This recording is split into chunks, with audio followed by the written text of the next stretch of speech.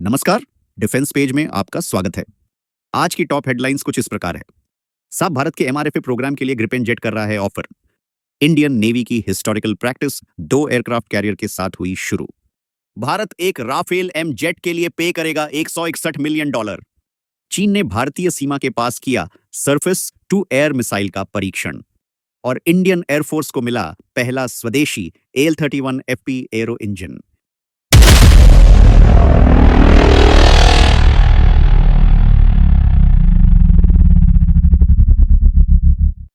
Headline number 1। Indian air force 114 multi role fighter aircraft purchase का plan बना रही है। इस अवसर को देखते हुए स्वीडिश डिफेंस कंपनी साब ने अपने ग्रिपेन फाइटर जेट्स के साथ इस कंपटीशन में प्रवेश किया है। साब ग्रिपेनी और ग्रिपेन एफ वेरिएंट की एडवांस्ड कैपेबिलिटीज पर जोर दे रहा है। साथ ही कंपनी भारत के सेल्फ रिलायंट इंडिया कैंपेन के अनुरूप देश में एक स्ट्रॉन्ग प्रोडक्शन और टेक्नोलॉजी ट्रांसफर इकोसिस्टम स्थापित करने का वादा कर रही है। ग्रिपेन ई में कई मॉडर्न टेक्नोलॉजीज शामिल हैं। इसमें advanced avionics, powerful GE-FE-14G engines and versatile payload capabilities हैं। ग्रिपेन फॉर इंडिया प्रोग्राम के प्रमुख केंट AK मोलिन ने एयरक्राफ्ट के एडवांस्ड ह्यूमन मशीन कोलैबोरेशन पर विशेष ध्यान दिया है। यह ह्यूमन मशीन कोलैबोरेशन एक नए डिजाइन किए गए कॉकपिट के साथ मिलकर पायलट की स्थिति के बारे में जागरूकता बढ़ाने और वर्कलोड कम करने में मदद करता है। इसके अलावा ग्रिपेन ई में एक नया AESA radar, increased fuel efficiency और आर्टिफिशियल इंटेलिजेंस का इंटीग्रेशन है, जो पायलटों को वास्तविक समय में महत्वपूर्ण जानकारी प्रदान करता है। साब का दावा है कि वह कॉन्ट्रैक्ट मिलने के 3 साल के भीतर लड़ाकू जेट का पहला बैच वितरित कर सकता है।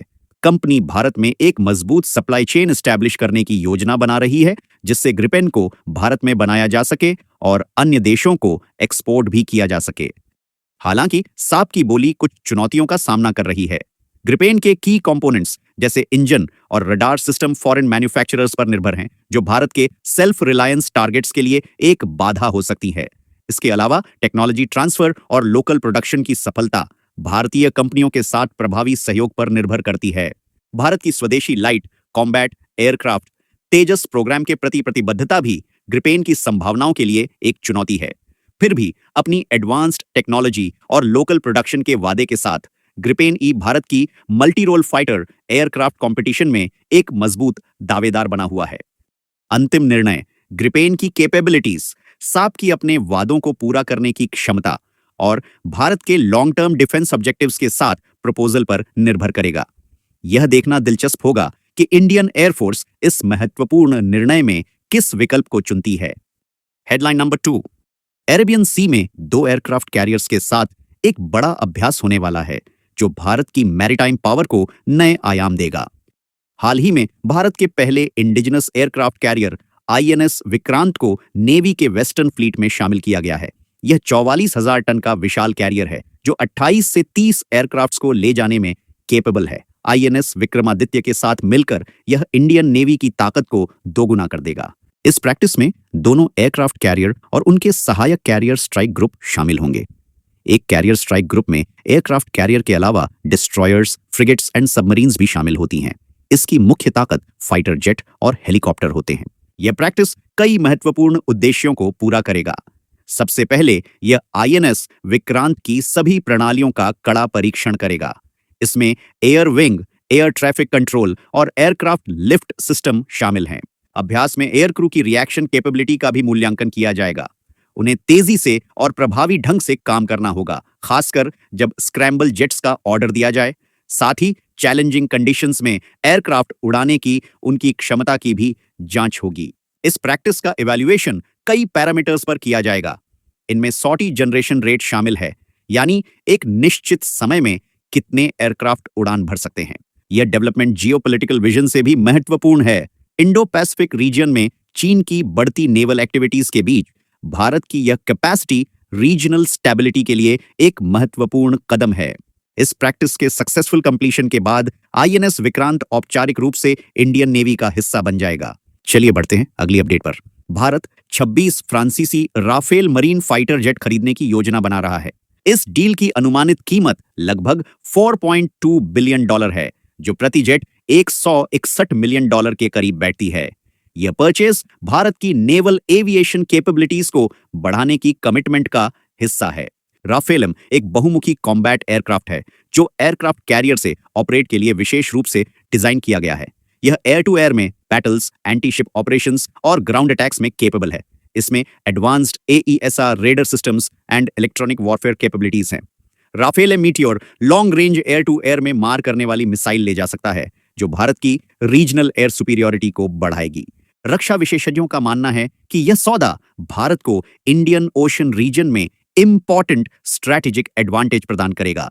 पूर्व नौसेना प्रमुख एडमिरल करमबीर सिंह ने इसे नेवल एविएशन के नए युग की शुरुआत बताया है। राफेल टेक्नोलॉजिकली एडवांस्ड एयरक्राफ्ट है। यह 15.27 मीटर लंबा है और इसका अधिकतम टेक ऑफ वजन 24.5 टन है। इसमें 2 शक्तिशाली SNICM M88 इंजन हैं जो इसे एक्स्ट्रॉर्डिनरी स्पीड एंड एजिलिटी प्रदान करते हैं। इसमें advanced avionics, digital fly by wire technology और रोबस्ट इलेक्ट्रॉनिक वॉरफेयर सिस्टम्स हैं। और अगर आप यहां तक वीडियो देख चुके हैं तो कृपया इस वीडियो को लाइक और चैनल को सब्सक्राइब जरूर करें। बढ़ते हैं आज की नेक्स्ट अपडेट पर। चीन ने हाल ही में भारत की सीमा के पास एक मिसाइल टेस्ट किया है। यह कदम दोनों देशों के बीच चल रहे सीमा विवाद को और कॉम्प्लिकेट बना सकता है। कराकोरम प्लेटो पर किए गए इस टेस्ट में चीन ने सरफेस टू एयर में मार करने वाली मिसाइल का प्रदर्शन किया। इसमें 17,000 फीट से अधिक की ऊंचाई पर एक सबसोनिक क्रूज मिसाइल को रोका गया। चीनी सरकारी मीडिया ने इसे एडवांस्ड मिसाइल खतरों से निपटने की देश की क्षमता के प्रदर्शन के रूप में प्रस्तुत किया। यह टेस्ट ऐसे समय में हुआ है जब दोनों देश अपने लंबे समय से चले आ रहे सीमा विवाद को सुलझाने के लिए डिप्लोमेटिक टॉक्स कर रहे हैं। 2020 के गलवान घाटी कॉन्फ्लिक्ट के बाद से इस क्षेत्र में तनाव बढ़ गया है और चीन लगातार इस तरह के सैन्य अभ्यास कर रहा है। परीक्षण का समय विशेष रूप से महत्वपूर्ण है क्योंकि यह बीजिंग में चीन और भारत के बीच सीमा मामलों पर 21वीं बैठक के साथ मेल खाता है। हालांकि दोनों देशों ने शांति बनाए रखने पर सहमति व्यक्त की, लेकिन मिसाइल टेस्ट ने डिप्लोमेटिक एफर्ट्स पर सवाल खड़े कर दिए हैं। हालांकि दोनों देशों ने वार्ता के प्रति पॉजिटिव एटीट्यूड दिखाया है। चीन के मिनिस्ट्री ऑफ नेशनल डिफेंस ने कहा है कि दोनों देशों ने मतभेदों को कम करने में प्रगति की है। वहीं भारत का कहना है कि चीन के साथ सामान्य संबंध सीमा पर शांति पर निर्भर हैं। Headline number 5। Hindustan aeronautics limited ने इंडियन एयरफोर्स को पहला indigenously manufactured AL-31 FP aero engine सौंप दिया है। यह एक ऐतिहासिक क्षण है जो भारत के डिफेंस सेक्टर में आत्मनिर्भरता की ओर एक इंपॉर्टेंट स्टेप है। यह इंजन 240 AL-31 FP एरो इंजनों के एक बड़े कॉन्ट्रैक्ट का हिस्सा है जिस पर 9 सितंबर को हस्ताक्षर किए गए थे। ये engine Su-30 MKI fighter aircraft के लिए हैं और इनकी सप्लाई 8 साल की अवधि में की जाएगी। HAL ने इस पहले इंजन को कॉन्ट्रैक्ट पर साइन होने के कुछ ही हफ्तों में तैयार कर लिया, जो कंपनी की कैपेबिलिटी और कमिटमेंट को दर्शाता है। Secretary of defence production Sanjeev Kumar ने इस उपलब्धि की सराहना करते हुए कहा कि यह HAL की एरो इंजन मैन्युफैक्चरिंग कैपेसिटी और इंडियन एयरफोर्स के Su-30 MKI फ्लीट को समर्थन देने के प्रति समर्पण को दर्शाता है। HAL का कोरापुट डिवीजन, जहां ये इंजन बनाए जा रहे हैं, एरो इंजन प्रोडक्शन की कटिंग एज टेक्नोलॉजीज में महारत हासिल कर चुका है। यह डिपार्टमेंट रॉ मटेरियल स्टेजेस से लेकर अंतिम इंजन तक पूरी प्रोसेस को संभालता है। HAL के chairman and managing director doctor D.K. Sunil ने एक इंपॉर्टेंट टारगेट की घोषणा की है।